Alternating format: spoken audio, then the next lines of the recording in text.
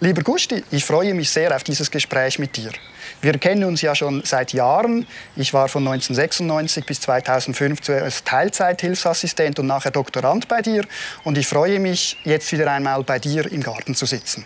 Bist du in letzter Zeit häufig hier? Nicht mehr so häufig wie während etwa 40 Jahren, weil ich inzwischen im Zentrum des Dorfes wohne, nahe bei den Läden. Und hier mein Junior mit seiner Familie ist und ich den gelegentlich besuche.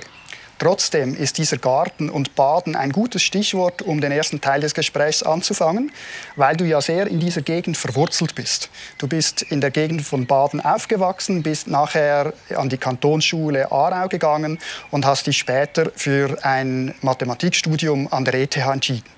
Deine beruflichen Wünsche waren aber Geschichtslehrer, Mathematiklehrer oder Pfarrer. Was hat den Ausschlag für Mathematik gegeben?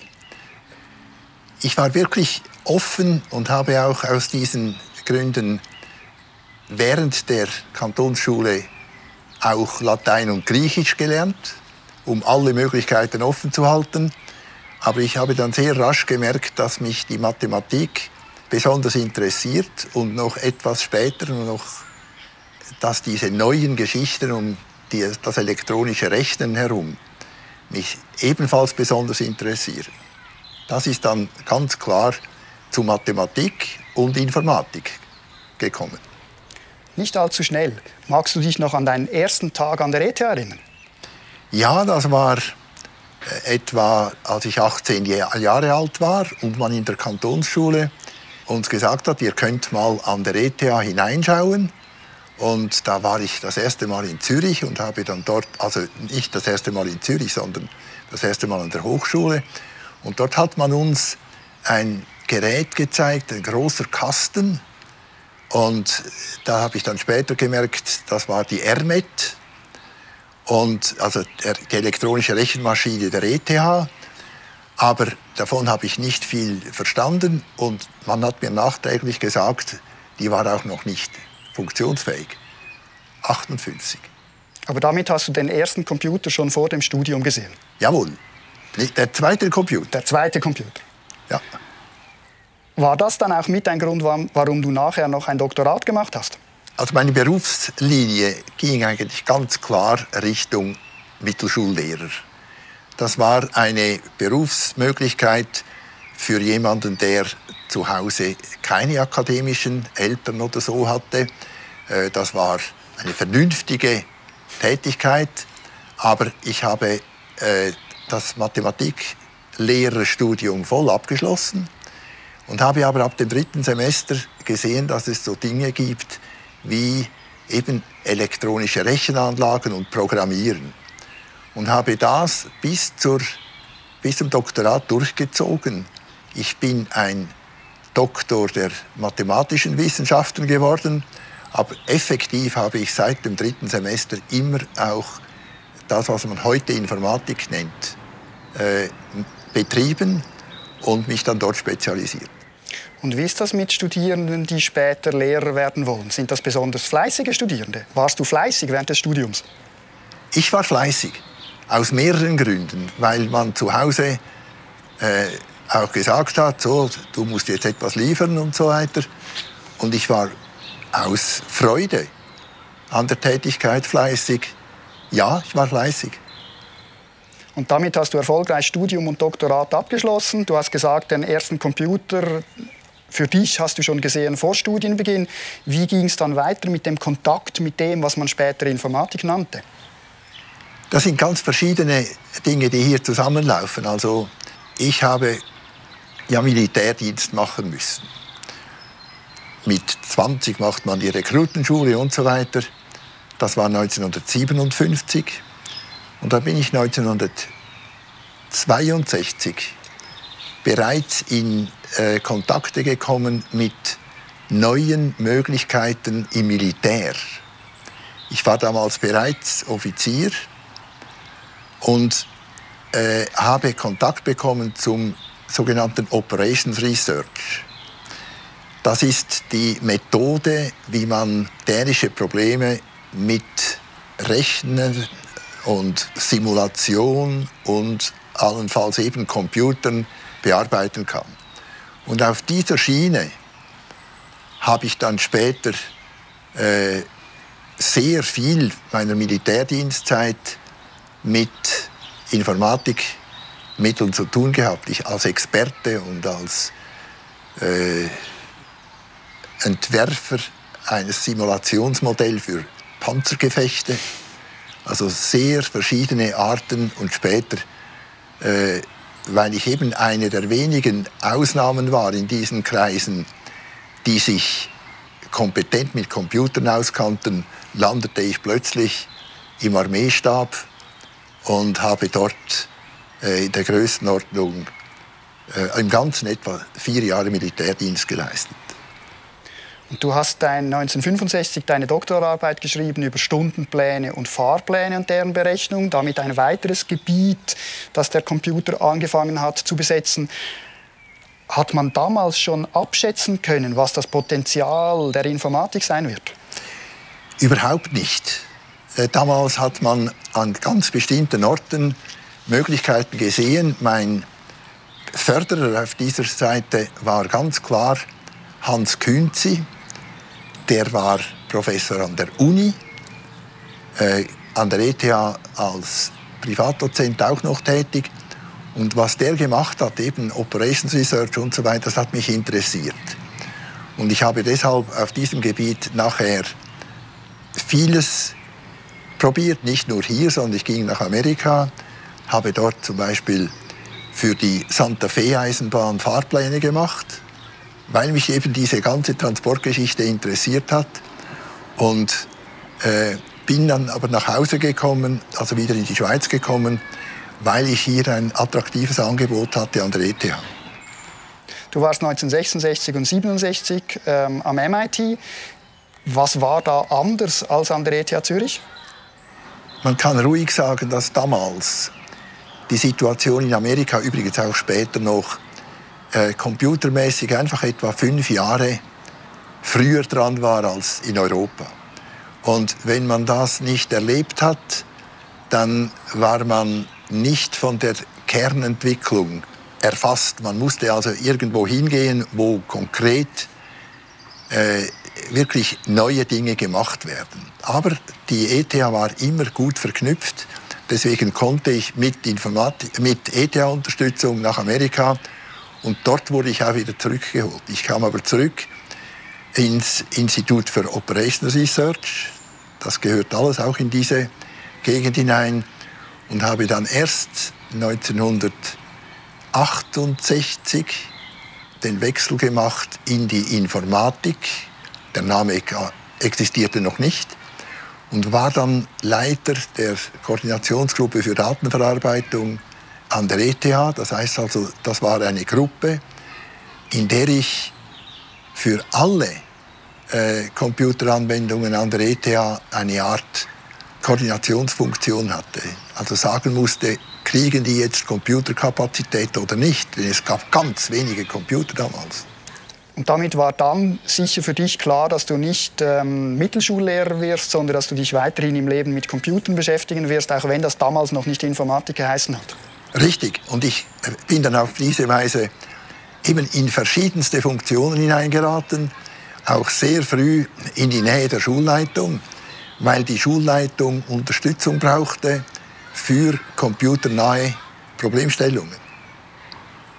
Also zum Beispiel habe ich auf diese Weise sehr früh mit Datenbanken zu tun gehabt, weil eben für den Unterricht, für Stundenpläne, für x Verwaltungsfunktionen, Zeugnisse und so weiter werden Datenbanken gebildet und gebraucht. Und da war ich dann plötzlich der Spezialist. Wir waren 4 Informatikprofessoren um 1970 herum. Ich war erst der 4., der dazu kam. Meine Vorgänger waren Peter Leuchli, Rutishauser, der Chef der informatiknahen Übung, und Niklaus Wirth, der damals sogar von der Uni an die ETH kam, weil er hier interessantere Tätigkeitsmöglichkeiten sah. Und das waren aber alles programmorientierte Leute. Und ich war dann der Gegenpol, der datenorientierte Mensch. Das war meine Rolle dort drin und das hat einfach dazu geführt, dass man an den verschiedensten Stellen hergeholt wurde. Wäre es dann falsch zu sagen, dein Forschungsthema Datenbanken hat sich quasi entwickelt aus einer Notwendigkeit, einer Nachfrage aus der Praxis? Das ist absolut richtig. Diese Nachfrage hat sich auch ausgeweitet auf Behörden. Also konkret, ich war im Kanton Zürich, im Kanton Aargau, war ich in entsprechenden Kommissionen und in Bern natürlich und daneben beim Militär. Überall dort hat man eigentlich ein Bedürfnis gehabt und deswegen landete ich sehr rasch und sehr jung in politischen Gremien, die sich mit dieser ganzen Informatikentwicklung befassten. Da würde man ja eigentlich naiverweise vermuten, du bist überall auf offene Türen gestoßen, weil man ja nach dir gerufen hat. Ich vermute aber, dass es trotzdem nicht so ganz einfach war, den Leuten die Informatik zu erklären. Es war teilweise sehr schwierig, weil eben die Stellen, die mich geholt haben, die haben unter anderem auch mit Geldverteilen zu tun gehabt. Also man hat Aufträge irgendwo hingegeben. Und deswegen war ich beispielsweise an der ETH selber, gerade durch diese Tätigkeiten unter Konkurrenzdruck, in dem andere Departemente, andere Abteilungen, die Begriffe haben dann später geändert, die haben Angst gehabt, dass ihre Kredite gekürzt würden, wenn jetzt plötzlich Geld für Computer und so weiter eingesetzt werden. Also dieser Konkurrenzdruck war immer spürbar und manchmal gar nicht so einfach abzuweisen. Du warst von 1987 bis 1990 Vizepräsident der ETH Zürich für den Bereich Dienste und warst damals auch für die Informatikdienste zuständig. Wie muss man sich die Zeit damals vorstellen in Bezug auf Informatik? Was wurde da gemacht? Also in dieser Zeit, das ist bereits nach der Gründung der eigentlichen Informatikausbildung, da ist natürlich bereits in praktisch sämtlichen Departementen und Instituten auf irgendeine Weise der Computer dabei.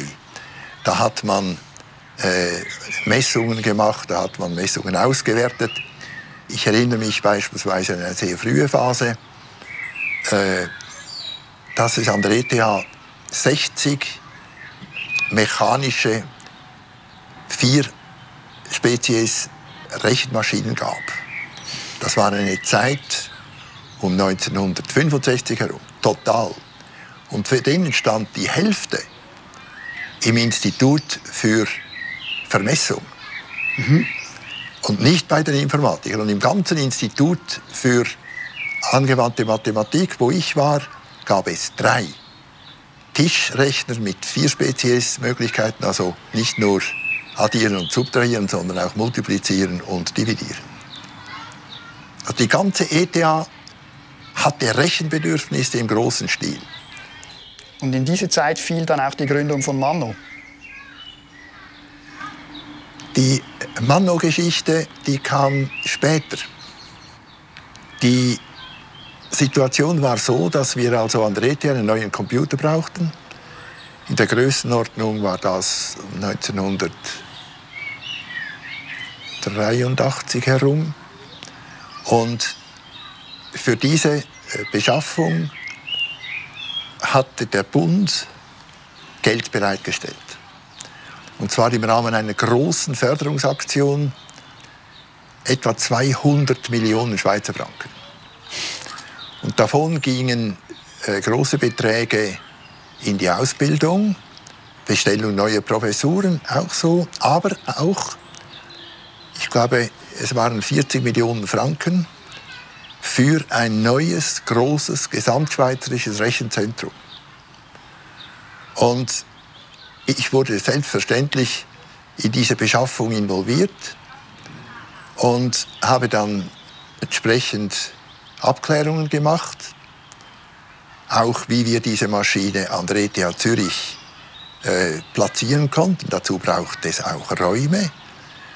Und dann kam ein überraschender Zug, in dem der damalige Präsident aus völlig anderen Gründen dem Kanton Tessin Zusagen gemacht hatte, der Tessin soll auch mal etwas bekommen von diesen Bundesinvestitionen im wissenschaftlichen Bereich. Und ich habe dann die Aufgabe bekommen, diesen Supercomputer, der Ausdruck wurde damals so gebraucht, das war der stärkste Computer in der Schweiz nachher, für alle Schweizer Hochschulen, dass der in Genf platziert werden konnte. Wir haben große Abklärungen gemacht. Ich war nicht ganz glücklich mit diesem Entscheid Richtung Tessin, aber die Geschichte funktioniert noch heute. Natürlich nicht mehr mit dem gleichen Rechner, sondern das Centro Svizzero di Calcolo Scientifico ist heute noch im Tessin, wird heute noch von der ETH Zürich betrieben und ist das starke Bein für Großrechneranlagen in der Schweiz. Nachdem wir jetzt angeschaut haben, wie die ETH angefangen hat, Computer zu verwenden für eigene Zwecke, das andere Kapitel, wann hat die ETH angefangen, sich zu beschäftigen mit Informatik-Ausbildungen. Das war ja nicht so ganz leicht, da hattet ihr mehrere Anläufe gebraucht und du und Niklaus Wirth haben eine große Rolle gespielt. Wann habt ihr euch eigentlich kennengelernt? Niklaus Wirth ist 3 Jahre älter und ging sofort nach seinem Studium an der ETH nach Amerika.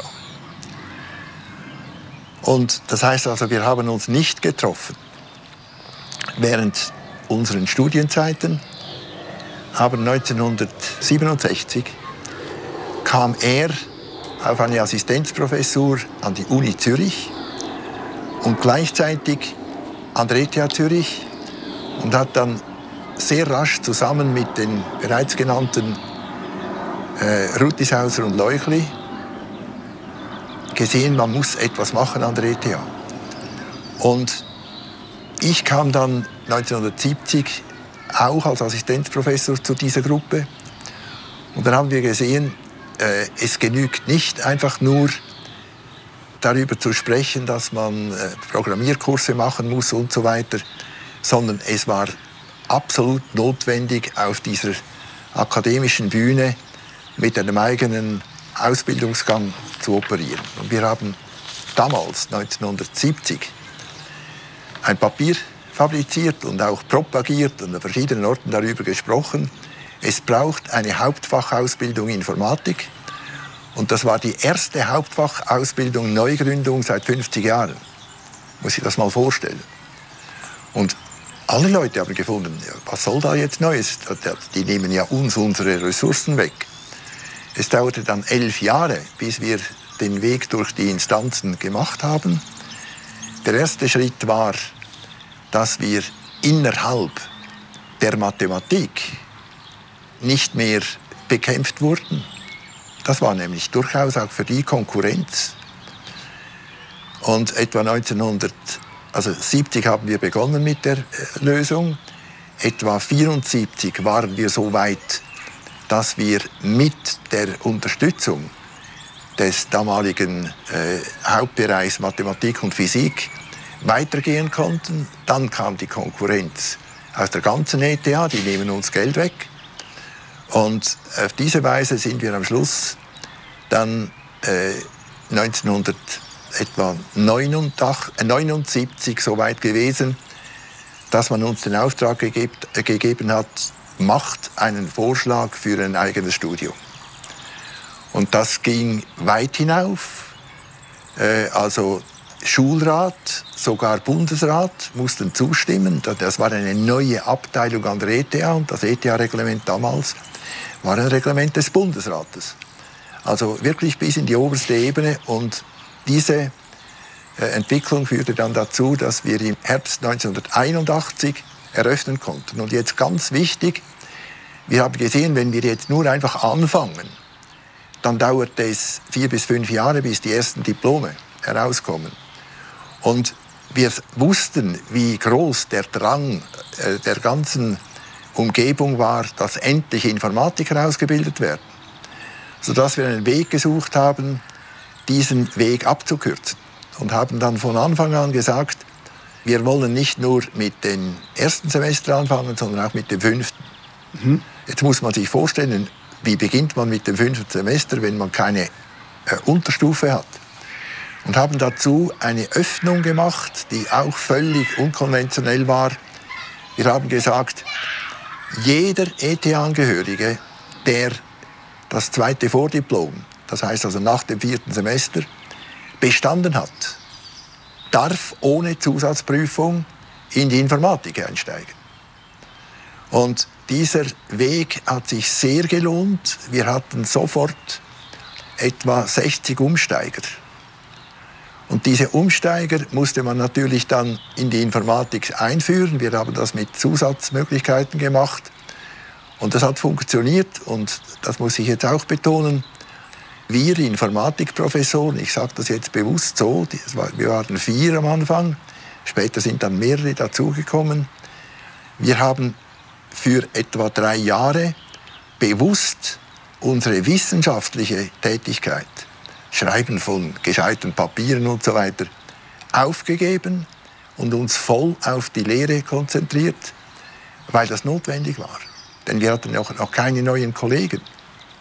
Wir mussten also diesen Unterricht aufbauen, und zwar eben 5. Semester nach oben, 1. Semester nach oben, das waren nach einem Jahr waren es dann bereits, 1., 3., 5. und 7. Semester. Und dieser Unterricht war sehr anspruchsvoll, aber spannend. Und es hat auch dazu geführt, dass die Leute, die wir dort hatten, sehr offen waren. Ein ganz wichtiger Punkt, wir haben beim Studienplan eine ganz ungewohnte Spezialität eingeführt. Wir haben gesagt, wir wollen nicht Informatiker im theoretischen Sinne ausbilden, sondern Informatikingenieure. Und zu diesem Informatikingenieurstudium gehört, dass die etwas von Anwendungen wissen. Und haben deswegen den unkonventionellen Weg gewählt, dass wir gesagt haben, im Schlussdiplom soll 1/3 der obligatorischen Prüfungen in einem Nebenfach stattfinden. Ein Begriff, der an der ETH sonst kein Vorbild hatte. Und dieses Nebenfach darf alles sein, nur nicht Informatik. Ja. Aber bis inklusive beispielsweise ein Studium in Medizin an der Uni, wobei das selbstverständlich dann keine Ärzte gibt, sondern es gibt Leute, welche Informatikmöglichkeiten im Medizinbereich kompetent beurteilen können. Also eine sehr offene Lösung, die heute nicht mehr in der Form existiert, aber für die damalige Zeit, glaube ich, sehr erfolgversprechend war. Gab es selbst zu meiner Zeit noch. Ich mag mich erinnern, dass wir uns immer gefreut haben, wenn wir in der Prüfungsübersicht nachschauen konnten, was der Kollege in Tennisvorlesung 4 gemacht hat. Weil das waren dann die lustigen Nebenfächer, die teilweise gewählt wurden. Ja. Nochmals zurück zur Frage, ihr habt 3 Jahre lang euch auf Lehre konzentriert. War das weder ein Problem innerhalb der ETH, wenn Professoren plötzlich sozusagen sich auf Lehre statt auf Forschung konzentrieren? Und war das nicht eine Gefahr für eure wissenschaftliche Karriere? Da muss man 2 Dinge dazu sagen. Das eine ist eben einfach, dass die Position eines ETH-Professors extrem flexibel ist. Das heißt also, es hat uns niemand auf die Finger geschaut. Was wir gemacht haben, hatten wir selber zu verantworten, Punkt. Und der andere Punkt ist die Frage eben, was entwickelt sich daraus und wer kann hier davon profitieren, und das hat funktioniert. Aber die Arbeitsaufteilung oder beziehungsweise die Aussage, ihr musstet euch die Arbeit selbst einrichten, führt mich zu einer nächsten Frage. Du und Niklaus Wirth, ihr habt zu zweit sozusagen das vor allem vorangetrieben. Hattet ihr eine Art Arbeitsaufteilung, wie man da strategisch vorgeht? Das hat sich aus unseren Personen ergeben. Niklaus Wirth war damals bereits ein weltweit bekannter Informatiker mit Preisen, Nobelpreis ähnlich, also was auf unserem Gebiet existiert. Und seine Position war somit sowieso unantastbar. Ich war auf der anderen Seite verankert in der Verwaltung. Und zwar eben inklusive Militär, inklusive Bern, inklusive Kanton Aargau, Kanton Zürich, inklusive. Und das hat auch eine Position ergeben, die einem sehr viel Freiheit gelassen hat. Das sind im Prinzip die Hintergründe, weshalb wir so operieren konnten. Und es hat sich ja gezeigt, dass es sich gelohnt hat. Wir hatten dann nachher natürlich einen dauernd größeren Zulauf zur Informatik. Und alle Leute, welche vorher allenfalls gesagt haben, ist das überhaupt ein qualifiziertes Studium, das gab es natürlich. Die haben eigentlich sich nicht mehr stark geäußert. Damit hat sich sozusagen auch folgerichtig ergeben, dass du der erste Abteilungsleiter wurdest dieser Abteilung 3C. Was waren dann neben dem Aufbauen des Studien, der Vorlesung, der Lehrveranstaltungen, was waren damals die Herausforderungen als erster Leiter einer neuen Abteilung an der ETH? Das war schon etwas, das es eben vorher nicht gab. Und Neugründungen gab es auch nicht. Und ich habe dann aber die ETH so gut gekannt, dass man mir zugetraut hat, dass ich entsprechende Gremien bereitstellen konnte. Das heißt also, wir haben so Dinge wie Abteilungsrat und so weiter.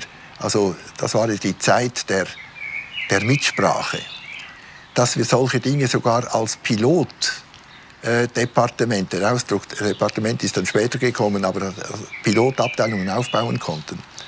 Und das hat natürlich unsere Situation wieder in dem Sinne verbessert, dass wir einen sehr direkten Zugang zu den politischen Instanzen hatten. Und diese Erfahrung, von der ich jetzt spreche, hat dann dazu geführt, dass ich später zum Beispiel bei der Einführung eines Informatikstudiums an der Uni Zürich dort als Experte mit hineingezogen wurde. Wie macht man das? Wie kann man eine neue Studienrichtung aufbauen? Heute muss man sagen, also jetzt spreche ich von wirklich heute, da sind die Anzahl Studiengänge langsam dramatisch gewachsen.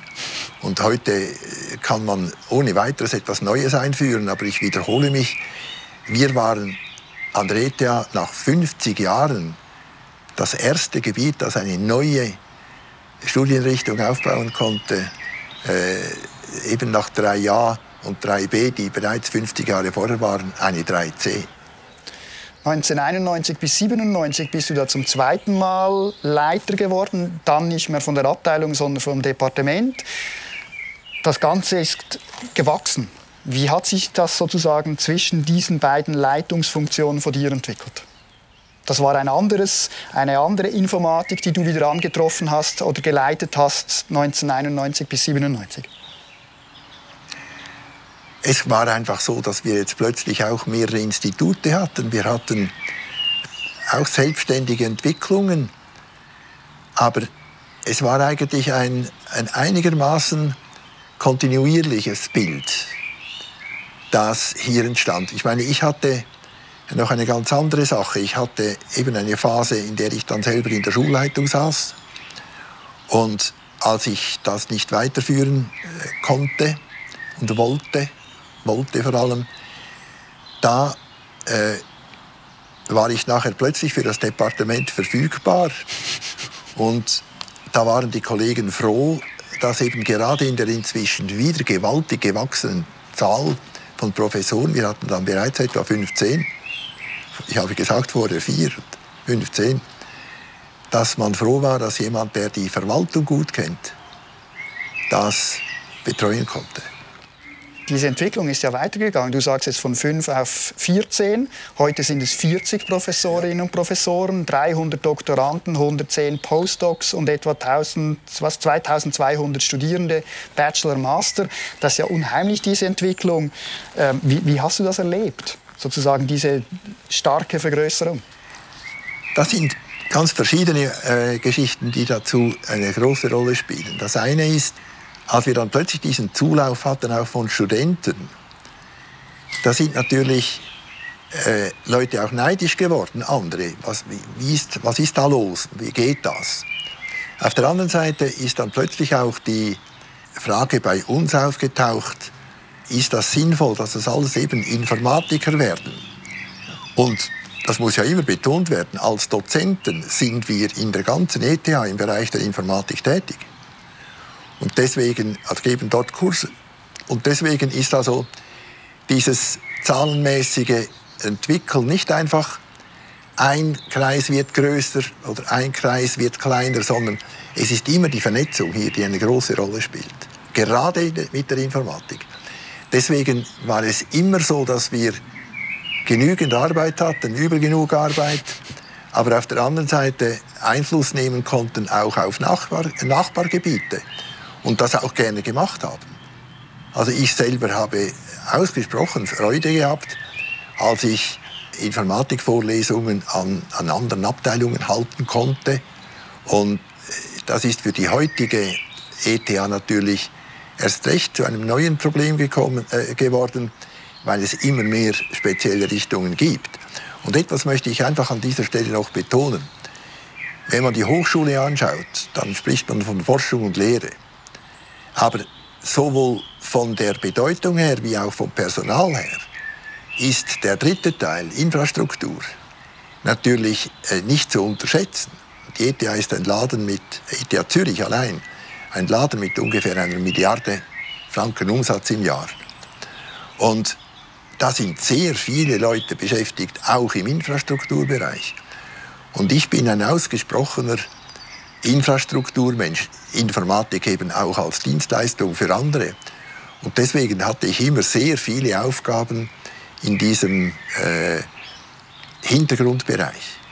Da kommt mir wieder das Bild, wie ich als Assistent geholfen habe, dass du mit Studierenden anderer Fachrichtungen die Telefonzentrale der ETH Zürich besuchen gegangen bist, um zu zeigen, dass es eben nicht einfach eine Cloud gibt, sondern dass sozusagen Informatikinfrastruktur auch irgendwo steht, Platz und Energie und so weiter braucht. Du hast vorhin gerade gesagt, du hast sehr Freude daran gehabt, Servicevorlesungen für andere Abteilungen, Departemente zu geben. Wie war das denn bei deiner Emeritierung 2003, als plötzlich sozusagen die ETH gesagt hat, jetzt werden keine Lehrveranstaltungen gegeben, jetzt bist du emeritiert? Wie hast du diesen Wechsel erlebt? Das ist nun ganz speziell für Hochschulprofessoren. Das muss man einfach sehen, das ist nicht ein normaler Abgangpunkt und mit Quittung und Schlussveranstaltung, sondern die Emeritierung erlaubt einem, gewisse Dinge, die man gerne macht, weiterzumachen. Ich habe also die großen Vorlesungen aufgegeben, habe aber die Betreuung von Studenten weitergeführt, und zwar speziell im Bereich Nachdiplom. Und gerade dort ist diese Betreuung nicht eine Selbstverständlichkeit. Und das erlaubt auch, dass man den Zugang zu vielen Dingen noch weiter hat. Ich habe auch so Spezialausbildungen mit aufgebaut und weiterhin geführt, eben für Leute, welche beispielsweise einen Übergang suchen. Sie haben vorher etwas anderes studiert, wollen jetzt in die Informatik hinein, brauchen dort spezielle Beratung. Und diese Beratung habe ich also mindestens 10 Jahre im Einzelfall weitergeführt. Das sind also Leute, die möchten gerne in der Informatik etwas machen, zum Beispiel ein Doktorat, und haben aber ungenügende Voraussetzungen, oder in der Lehre. Und da muss man im Einzelfall helfen, wie geht das? Und das ist natürlich für einen pensionierten Professor ein ideales Wirkungsfeld. Und auf diese Weise hatte ich immer Aufgaben, auch von den Verbänden her, wo ich bis vor etwa 3 Jahren immer noch in Führungsfunktionen tätig war, musste es aus vielen Gründen reduzieren, jetzt am Schluss auch wegen der Augen. Aber die Nachfrage nach dieser Art von Beratung ist interessanterweise immer noch vorhanden. Und somit vermute ich, dass du auch heute noch sowohl Kontakte hast mit den ehemaligen Kolleginnen und Kollegen und immer noch verfolgst, was das Departement macht. Eindeutig. Und bei gewissen Dingen weiß ich natürlich auch heute noch, wo kann ich nachfragen. Aber ich kenne also die aktuellen Leitungsleute nicht einmal mehr. Und das muss man einfach sehen. Das ist ein Weg, der selbstverständlich ist, den man im hohen Alter eben einfach weitergehen muss. Ich werde sehr pfleglich behandelt, das ist klar. Man ist freundlich und so weiter. Und ich habe selber mit den Leuten meines Alters, also insbesondere auch mit Klaus Wirth, ein sehr gutes Verhältnis. Aber die Leute sterben auch weg, nicht? Der dritte Kollege, den wir so hatten, also der gestorben ist Jürgen Ivergelt und jetzt ist Peter Leuchli gestorben, letzte Woche, der Senior. Und mit dem muss man leben. Das ist eine traurige, aber eine natürliche Entwicklung. Und eben, ich bin froh für alles, was ich tun kann und kann mich auch noch eben mit Niklaus Wirth absprechen über gewisse Dinge. Und die nächste Generation spricht in diesem Sinne auch an. Ich habe Kontakt mit Hans-Jörg Scheck beispielsweise. Und es ist ein sehr positives Netz, in das man eingebunden ist, aber nicht selbstverständlich. Und ich schätze es aber sehr. Schön zu hören. Damit würden wir den ersten Teil abschließen, den biografischen, berufsbiografischen Teil von dir, der sehr stark verwoben ist mit der Entwicklung der Informatik an der ETH Zürich. Und würden im zweiten Teil dann mehr über deine Interessen und Besonderheiten und Meinungen sprechen.